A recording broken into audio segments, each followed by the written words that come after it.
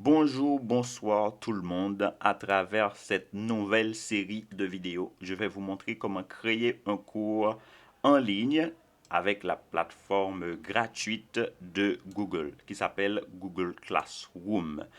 L'avantage que nous offre Google Classroom, c'est qu'on peut créer un cours et y associer un ensemble de liens pour nos étudiants et ça permet aux étudiants d'avoir beaucoup de ressources pour pouvoir mieux intégrer le cours. Ça nous permet aussi de créer des questionnaires en ligne qu'on va associer avec notre cours. Et ces questionnaires-là seront corrigés automatiquement par Google. Donc c'est une possibilité que nous offre Google Forms, mais on peut lier cette possibilité-là avec notre salle virtuelle pour que nos étudiants puissent réaliser des activités et que nous n'ayons rien à faire, sinon qu'à analyser un ensemble de statistiques. Par exemple, là, vous voyez, je peux venir et regarder quelles sont les bonnes réponses que j'ai eues le plus souvent, combien d'étudiants qui ont eu zéro, combien d'étudiants qui ont atteint la note de passage, qui est de 80 par exemple. Là, j'ai donné la possibilité à mes étudiants de m'envoyer plusieurs réponses parce que c'était un questionnaire de préparation à un examen final.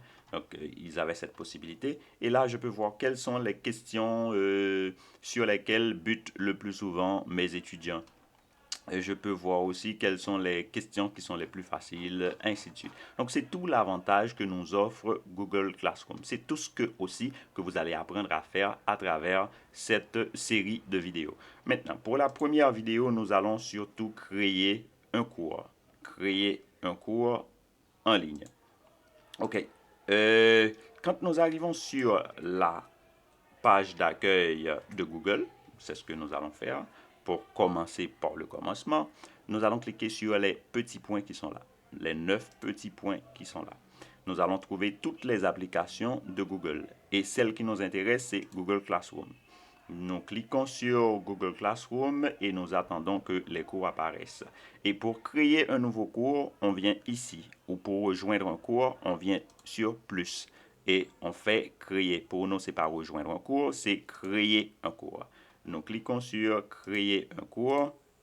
Nous acceptons, nous acceptons les conditions. Et ce cours s'appelle formation à distance. Dans quelle salle? C'est T C004 par exemple. OK, les autres sections ne sont pas vraiment importantes.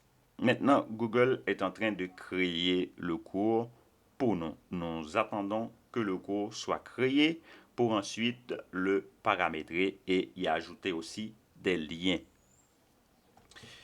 Tout l'avantage que nous donne Google Classroom aussi, c'est la possibilité de pouvoir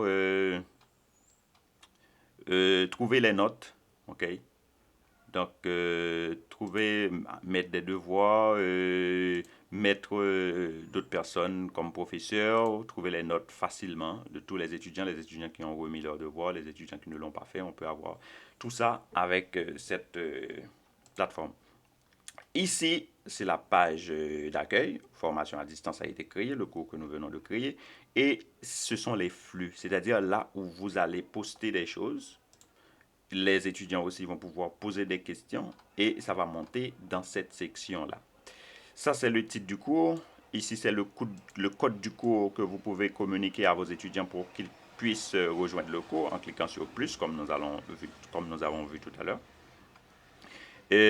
Ici, c'est pour mettre les travaux. Ici, on ajoute d'autres professeurs, ok, d'autres collaborateurs, si vous voulez. Et puis là aussi, on peut ou bien envoyer le code à l'étudiant, ou bien ajouter l'étudiant à travers son email. Si on a l'email de l'étudiant, on peut les intégrer ici et puis on clique sur inviter.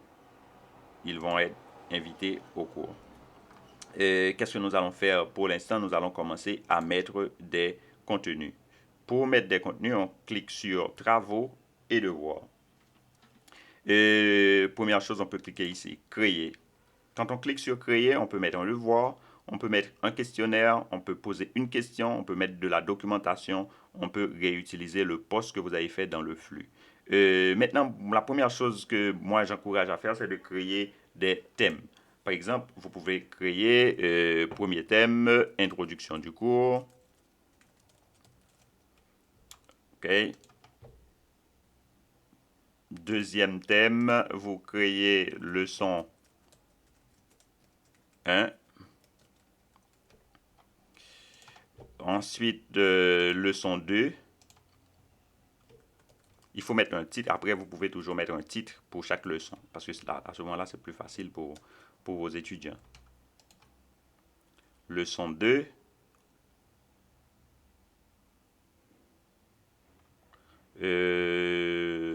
Leçon 3. On va mettre 4 leçons.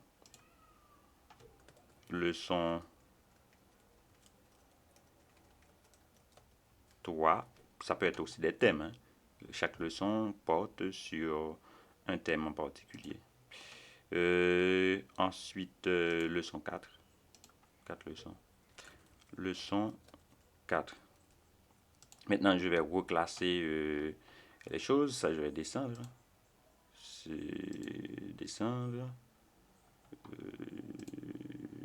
Descendre vers le bas. Descendre. Descendre. Qu'est-ce que je fais là? Descendre. Placer vers le haut. L'introduction doit être en premier. Vers le haut. Vers le haut. Introduction, enregistrement. Là. J'ai un petit problème avec l'internet qui ne marche pas trop bien. Donc on va patienter juste un instant pour qu'on puisse vraiment bien classer les dossiers. Introduction vers le haut. Maintenant leçon 1 vers le haut.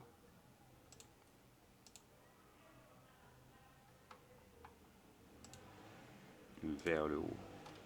OK. Ensuite, leçon 2.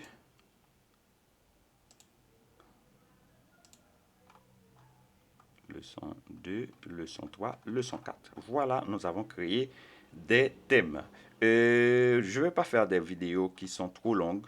Je m'arrête ici et dans la prochaine vidéo, je vais vous montrer comment lier comment mettre des contenus pour chaque leçon. Je vais aussi prendre le temps d'ajouter un thème pour chaque leçon. On se croise dans une autre vidéo. N'oubliez pas de vous abonner à la chaîne pour pouvoir suivre les autres vidéos et la suite aussi de la formation.